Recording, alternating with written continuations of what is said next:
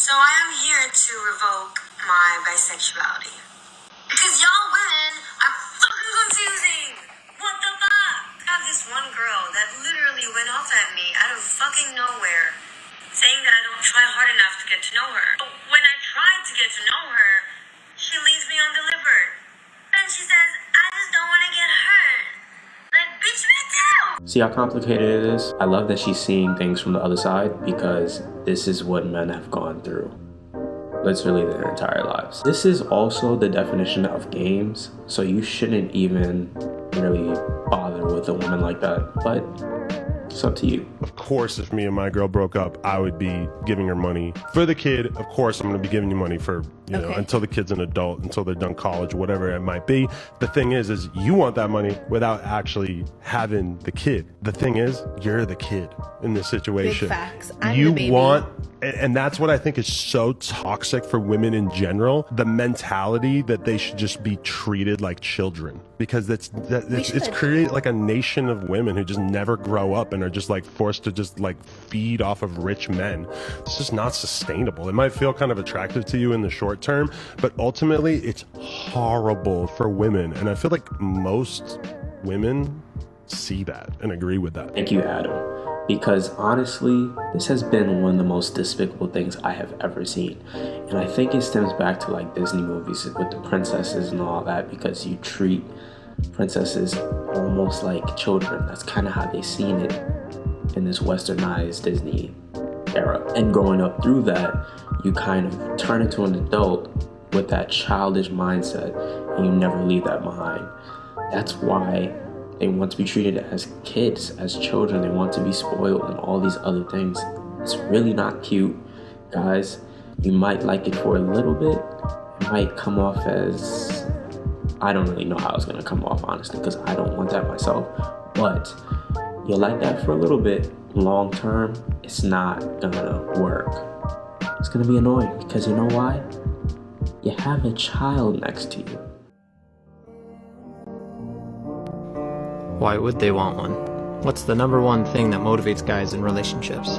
We're all thinking the same thing, and they can get that whenever they want, with no commitment nowadays.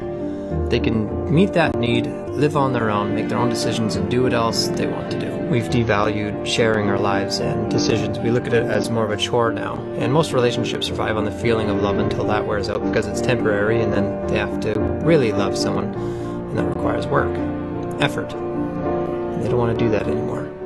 Yep, true love and effort. That's what it takes. But a lot of people don't even know what that is. Effort is really something that's been lost, because you make an effort every day to love the person next to you.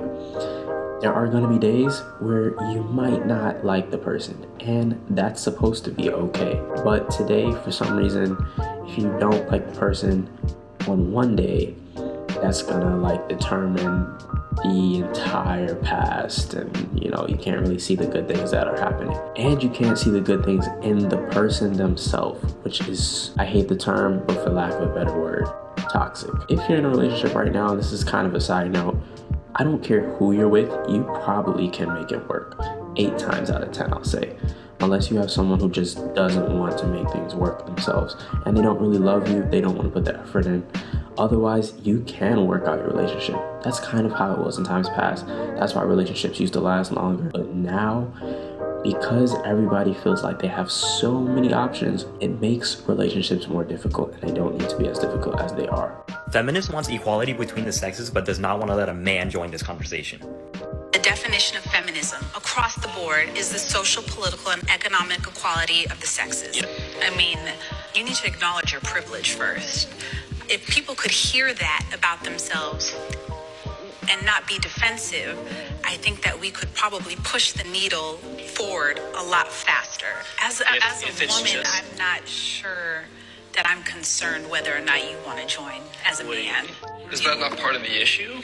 But that's segregating that's segregating genders. If you're saying that you don't care about my opinion as a man, that goes against everything the I don't care about reshaping and forming my feminism in a way that is digestible for you as a man. So we talk about this all the time. There is this battle between men and women, and if we can avoid it, we really would be doing well for ourselves. Why? Because naturally, men and women want to be together. You want to interact with society. Society consists of men and women, and it's just as simple as that. When you create this dynamic of a battle between men and women, you are losing out on what you like.